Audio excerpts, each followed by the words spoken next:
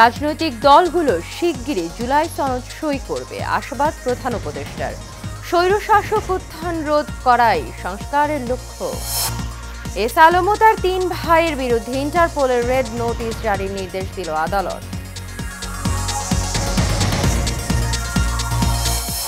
নৌকা স্থগিত রেখে 115 প্রতীকের তালিকা প্রকাশ করে ইসির প্রজ্ঞাপন। ফিরল দাঁড়িপাল্লা, তালিকায় নেই শাপলা। শ্রমিক অসন্তোষ এবং বিদেশি ক্রেতা কমে যাওয়ায় নড়বড়ে নারায়ণগঞ্জের শিল্পাঞ্চল, বেকার অর্ধলক্ষাধিক শ্রমিক।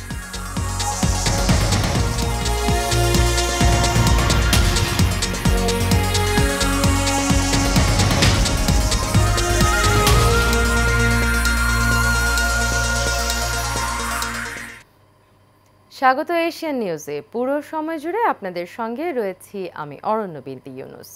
এতক্ষণ শুনছিলেন বিআরবি কেবল ইন্ডাস্ট্রিজ লিমিটেড সংবাদ শিরোনাম। চলে যাচ্ছি বিস্তারিত সংবাদে। দেশের রাজনৈতিক দলগুলো শিগগিরই সাংবিধানিক এবং রাজনৈতিক সংস্কারের মূল বিষয়সমূহ নিয়ে একটি জুলাই সনদ সই করবে বলে আশাবাদ ব্যক্ত করেছেন অন্তর্বর্তী সরকারের প্রধান উপদেষ্টা ডক্টর মোহাম্মদ ইউনুস।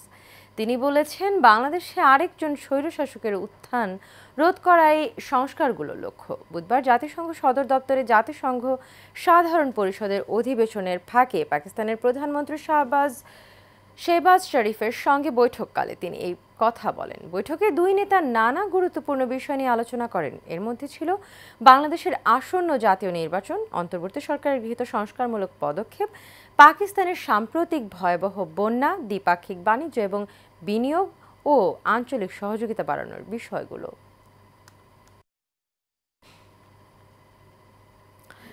যুক্তরাষ্ট্রের বিনিয়োগকারীদের প্রধান উপদেষ্টা ডক্টর মোহাম্মদ ইউনুস জানিয়েছেন, আগামীর বাংলাদেশের নেতৃত্ব দেবেন মূলত রাজনীতিবিদরাই।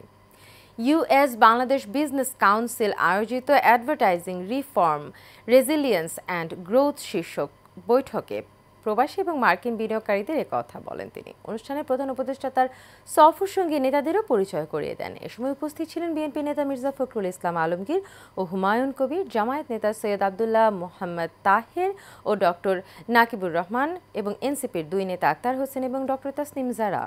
প্রধান উপদেষ্টার প্রেস সচিব শফিকুল আলম জানান, বৈঠকে মার্কিন বড় বড় প্রতিষ্ঠানের সঙ্গে আলোচনা হয়েছে এবং ব্যবসায়ীদের বাংলাদেশে আরও বিনিয়োগ করার আহ্বান জানানো হয়েছে।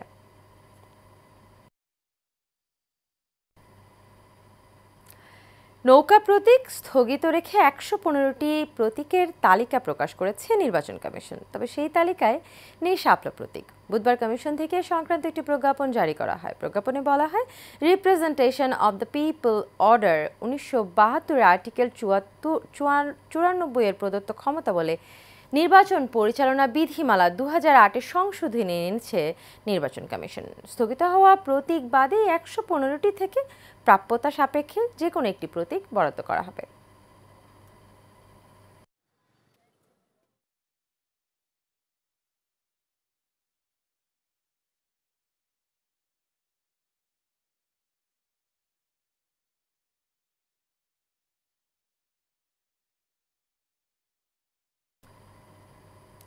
এস আলম গ্রুপের মালিক মোহাম্মদ সাইফুল আলম এবং তার 3 ভাইয়ের বিরুদ্ধে ইন্টারপোলের রেড নোটিশ জারির নির্দেশ দিয়েছে ঢাকা মহানগর দায়রা জজ আদালত।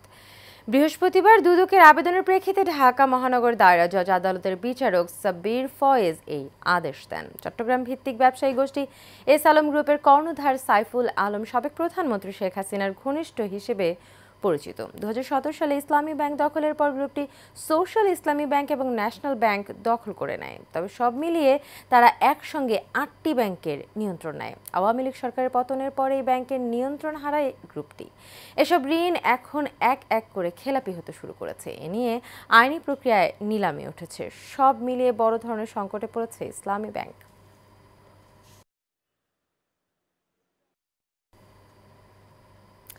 নারায়ণগঞ্জ প্রায় 58টি শিল্প প্রতিষ্ঠানের 50,000 শ্রমিক এবং কর্মচারী বেকার হয়েছেন পরোক্ষভাবে। আরও প্রায় 50,000 মানুষ বেকারত্ব এবং অর্থনৈতিক সংকটে পড়েছে। শিল্প কারখানার শিল্পে উৎপাদন ব্যাহত হওয়া, শ্রমিক অসন্তোষ, বিদেশি ক্রেতাদের আস্থা হারানো এবং একের পর এক কারখানা বন্ধ হয়ে যাওয়ায় নড়বড়ে হয়ে পড়েছে নারায়ণগঞ্জের অর্থনৈতিক চিত্র। সহকর্মী রোমান চৌধুরী সুমনের তথ্য এবং চিত্র বিস্তারিত জানাচ্ছেন জাবালুন নূর। ইন্ডাস্ট্রিয়াল পুলিশের তথ্য অনুযায়ী রাজনৈতিক অস্থিরতা, গ্যাসের সংকট, বৈশ্বিক মন্দা এবং স্থানীয় বিনিয়োগের অভাবে সরকারি হিসেবে গত 1 বছরে নারায়ণগঞ্জে অন্তত 58টি শিল্প প্রতিষ্ঠান বন্ধ হয়েছে। এর ফলে সব মিলিয়ে প্রত্যক্ষ ও পরোক্ষভাবে বেকারত্বের সংখ্যা দাঁড়িয়েছে লক্ষাধিক। এর বাইরে ছোট বা অনিবন্ধিত শিল্প কারখানার সংখ্যাও কম নয়। প্রায় 10 বছর ওখানে চাকরি করছি, হুট করে আমাদেরকে না করে দেওয়া হয়েছে। অনেক আমরা কষ্ট আছি, ছেলেমেয়ের বেতন দিতে পারতেছি না, কোনো কাজ কাম কোনো জায়গায় বিছিয়ে পায় না। দোকানওয়ালা দোকান বাগিচা, বাড়িওয়ালা ঘর ভাড়া চা। আমরা যে ব্যাপারটা আছে এটা আমাকে মিট করতেছে না, এরা আমাকে চাকরিও দিতেছে না, মানে করতেছে, জোর জুলুম করতেছে আমাকে উপরে। ব্যবসায়ীরা বলছেন শ্রমিকদের অবৈধ কর্মবিরতি, অগ্নিকাণ্ড, ভাঙচুর, আর্থিক সংকট, পর্যাপ্ত কার্যাদেশ না থাকা এবং উৎপাদন খরচ বেশি হয় এমন পরিস্থিতি সৃষ্টির কারণ। সো দ্যাট ওই ফ্যাক্টরিগুলোর সরকারেরই কোনো না কোনো উদ্যোগ নিতে হলো, নিয়ে এই ফ্যাক্টরিগুলোর যেমন যে টাকাগুলো বকে আসে সেই টাকাগুলো আদায়ের লক্ষ্যে যদি কাউরে এগুলো দেয়, কোনো না কোনো কন্ডিশনে দেয়, তাহলে হয়তো এই ফ্যাক্টরিগুলো সচল হতে পারে। বিকেএমইএ সভাপতি মোহাম্মদ হাতেম বলেন, কারখানা বন্ধ হয় মালিক ও শ্রমিক উভয়ই মারাত্মক ক্ষতিগ্রস্ত হচ্ছেন। চলমান ফ্যাক্টরিগুলি বন্ধ হয়ে যাচ্ছে কিন্তু কোনো উদ্যোগ নাই, এগুলিকে বাঁচিয়ে রাখার কোনো উদ্যোগ নেই। না, সমাধান একটাই, বাংলাদেশ ব্যাংক বা সরকারকে বুঝতে হবে বা অর্থ মন্ত্রণালয়কে বসতে হবে যে এই ফ্যাক্টরিগুলিকে বাঁচিয়ে রাখার জন্য কী পলিসি দরকার, সেই পলিসি দিতে হবে। এখন সবার জন্য তো একরকম পলিসি দিলে হবে না। আন্তর্জাতিক বাজারের চাপ ও আভ্যন্তরীণ সংকট মিলিয়ে নারায়ণগঞ্জের শিল্প কারখানাগুলো এখন বড় ধরনের ঝুঁকির মুখে।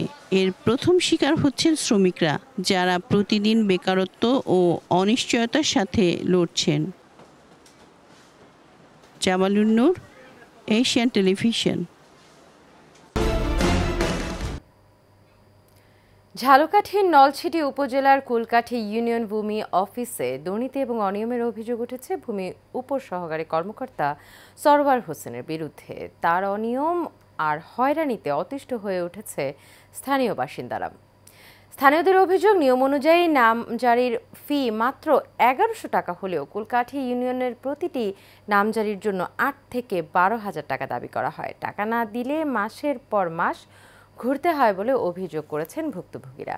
সপ্তাহে 5 দিন অফিস করার কথা থাকলেও সরওয়ার হোসেন মাত্র 1 থেকে 2 দিন অফিসে আসেন, তাও আবার সকাল 11টার পরে সে দুপুরের মধ্যেই চলে যান। তার এই অনিয়মিত উপস্থিতির কারণে সাধারণ মানুষকে চরম ভোগান্তিতে পড়তে হয়। সরওয়ার হোসেনের এসব অনিয়ম এবং হয়রানিতে স্থানীয় মানুষজনের মধ্যে তীব্র ক্ষোভের সৃষ্টি হয়েছে।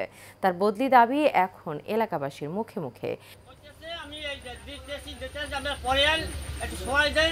এই অবস্থা ঘুরাইতেছে, আবার সপ্তাহে সপ্তাহে ইয়ে পাই না, তো চির অফিসে থাকেই না। সেখানে আজ হয়েছে জ্বর, আজ হাসপাতাল, আজ কেসে, এই অবস্থা। তার অফিস চলে কেমনি? কোনো কাজ ঠিক মতো করিয়ে দে না, মানুষ করতে করতে মানুষের জোতা ক্ষয় হয়ে যায়। 1 টাকার কাজ 100 টাকায় হয় না। বিভিন্ন রকমের হয়রানি করে মানুষগুলোরে, কাজ করতে গেলে কাজ করতে পারে না। যেহেতু বিষয়টা আমি মাত্রই অবহিত হয়েছি এবং এখন পর্যন্ত আমার কাছে কোনো লিখিত অভিযোগ বা এই বিষয়ে কোনো অভিযোগ আসেনি। আর যেটা আপনি বলেছেন, আমি অবশ্যই বিষয়টি তদন্ত সাপেক্ষে আমাদের আইনগত ব্যবস্থা নেওয়া থাকে, সে বিষয়ে আইনগত ব্যবস্থা নেব।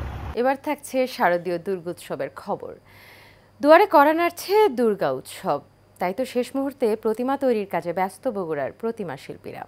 শারদীয় দুর্গা উৎসবের মাত্র কয়দিন বাকি, তাই তো প্রতিমা শিল্পীরা বাঁশ, খড়, মাটি, ধানের কুড়ো সহ নানা উপকরণ দিয়ে তৈরি করছেন দেবী দুর্গার প্রতিমা সহ শিব, গণেশ, কার্তিক, লক্ষ্মী, সরস্বতী। কারিগররা জানান, কয়েকদিনের মধ্যে রং তুলির আঁচড় দেওয়া হবে।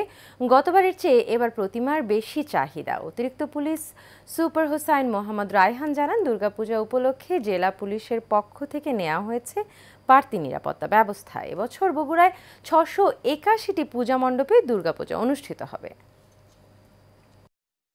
প্রতি বছরের ন্যায় আমরা এবার সাড়ম্বরে পূজা উৎসব পালন করব। প্রতিমা বানান, পুরোহিতের খরচা সব দিক থেকে গত বছরকার দিক থেকে একটু বেশি হবে। বিগত দিনের থেকে এবার আরও ভালো কিছু আমরা করার চেষ্টা করতেছি আর কি। আমি এবারও আশাবাদী যে এবারও মানে কোনো অপ্রীতিকর ঘটনা ঘটবে না। ইতিমধ্যে আমাদের জেলা প্রশাসন থেকে আমাদের সাথে কথা বলেছেন জেলা প্রশাসক মহোদয়। আমাদের সরকারি নাম্বার দেওয়ার ব্যবস্থা করেছি, যে কোনো সমস্যায় যেন তারা আমাদের পুলিশ অফিসারদের সাথে যোগাযোগ করতে পারে এবং আমরা তাৎক্ষণিক যেন সেখানে রেসপন্স করতে পারি, এই জন্য আমাদের টহল পার্টি আমরা মোতায়েন করেছি। বিএনপির ভারপ্রাপ্ত চেয়ারম্যান তারেক রহমানের রাষ্ট্র কাঠামো সংস্কার ৩১ দফা বাস্তবায়নের লক্ষ্যে টাঙ্গাইলে বিএনপি কেন্দ্রীয় নির্বাহী কমিটির প্রচার সম্পাদক সুলতান সালাউদ্দিন টুকুর পক্ষ থেকে লিফলেট বিতরণ করা হয়েছে। উপজেলা যুবদলের যুগ্ম আহ্বায়ক হাবিবুর রহমানের নেতৃত্বে টাঙ্গাইল সদর উপজেলার কাকুয়া ইউনিয়নের বিভিন্ন বাজারে ব্যবসায়ী এবং ক্রেতাদের মাঝে লিফলেট বিতরণ করা হয়। এ সময় উপস্থিত ছিলেন কাকুয়া ইউনিয়ন যুবদলের সাংগঠনিক সম্পাদক শামীম, চরপৌলি ১ নম্বর ওয়ার্ডের সভাপতি ওমর ফারুক মোল্লা, সিনিয়র সহসভাপতি লিটন সহ আরো অনেকে।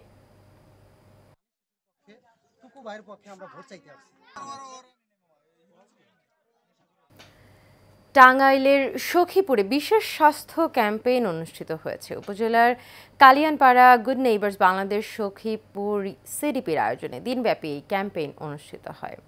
সিডিপি ম্যানেজার মোহাম্মদ সাইফুল ইসলামের সভাপতিত্বে উপস্থিত ছিলেন উপজেলার সমাজসেবা কর্মকর্তা মনসুর আহমেদ, সিডিপি চেয়ারপারসন আব্দুর রৌফ, সাংবাদিক এম সাইফুল ইসলাম শাফলু, কামলা হোসেন সহ আরও অনেকে। এ সময় গাইনি বিশেষজ্ঞ ডাক্তার সুচিত্রা সরকার, নাক কান গলারোগ বিশেষজ্ঞ ডাক্তার মোহাম্মদ হারুনুর রশিদ, চর্ম এবং যৌনরোগ বিশেষজ্ঞ ডক্টর অরিন আকশি স্বামী স্থানীয় প্রায় শতাধিক রোগীকে বিশেষ স্বাস্থ্যসেবা প্রদান করেন। বিশ্বের সর্বাধুনিক অবকাঠামো, নির্মাণ সামগ্রী এবং কাঠ ও আসবাবপত্র সংশ্লিষ্ট শিল্পসহ ধাতব শিল্পের বিভিন্ন উদ্ভাবনী প্রযুক্তি এবং পণ্য সামগ্রী নিয়ে রাজধানীতে শুরু হলো আন্তর্জাতিক প্রদর্শনী।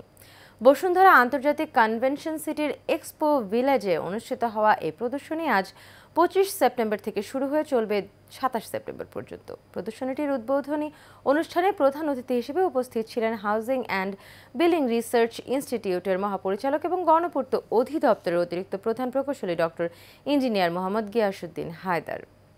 ASK trade and exhibitions private limited এবং Futurex trade and events private লিমিটেডের যৌথ উদ্যোগে আয়োজিত নবম বাংলাদেশ বিল্ডকন 2025 এবং বেস্ট CNC রাউটার প্রেজেন্টস নবম Bangladesh wood and metal international expo 2025 প্রদর্শনীটির knowledge partner interior designer Bangladesh.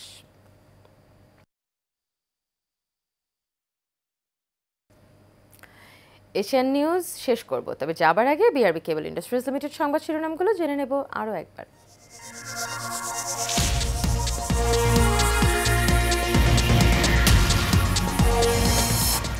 রাজনৈতিক দলগুলো শিগগিরই জুলাই সনদ সই করবে, আশাবাদ প্রধান উপদেষ্টার।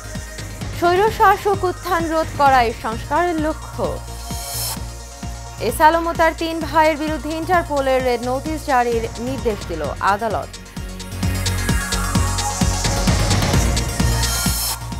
নৌকা স্থগিত রেখে 115 প্রতীকের তালিকা প্রকাশ করে ইসির প্রজ্ঞাপন। ফিরল দাঁড়িপাল্লা, তালিকায় নেই শাপলা।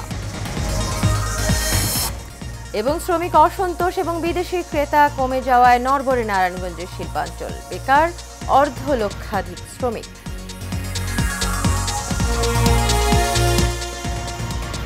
এশিয়ান নিউজ এ পর্যন্তই। পরবর্তী সংবাদ দেখার আমন্ত্রণ রইল। এতক্ষণ সাথে থাকার জন্য সবাইকে ধন্যবাদ।